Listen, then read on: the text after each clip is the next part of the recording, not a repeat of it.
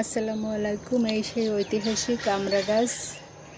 আমার ময়না, আমার কলিজা, এর এই আমড়াগুলো খোসা সহই খেত। আল্লাহ রহমতে এই আমড়া গাছটা অনেক কোনাকাঞ্চিতে লাগানো, টবে ছায়া ছিল, তাই বেঁচে আছে। একটা সময় ছিল এই গাছের পাতাগুলো সব পোকায় খেয়ে ফেলেছিল। আমার বাবলু সোনামণি বলেছিল, হ্যাঁ গাছটা মনে হয় বাঁচবে না। পরবর্তীবার এসে দেখি গাছে আবার পাতা ফুলে ফলে ভরে গেছে। এই যে কত সুন্দর থোকায় থোকায় আমড়া আসছে।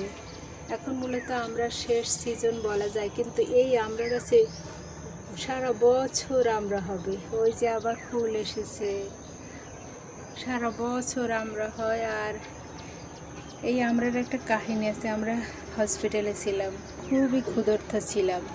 তারপরে এই সাইজের আমড়াগুলো ছিল আমাদের কাছে। ওয়েটিং রুমে বসে আমরা আমড়াগুলো খেয়েছি খোসা সহ। এত স্বাদ লেগেছিল।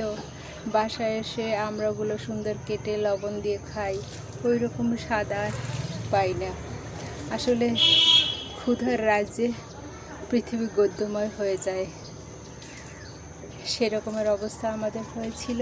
যাই হোক, বেঁচে আছি, সুস্থ আছি। আল্লাহর কাছে অতি তাড়াতাড়ি যেতে চাই। আল্লাহ, আপনার কাছে যেতে চাই আল্লাহ। আর কিছু বলার নেই। ভালো থাকবে।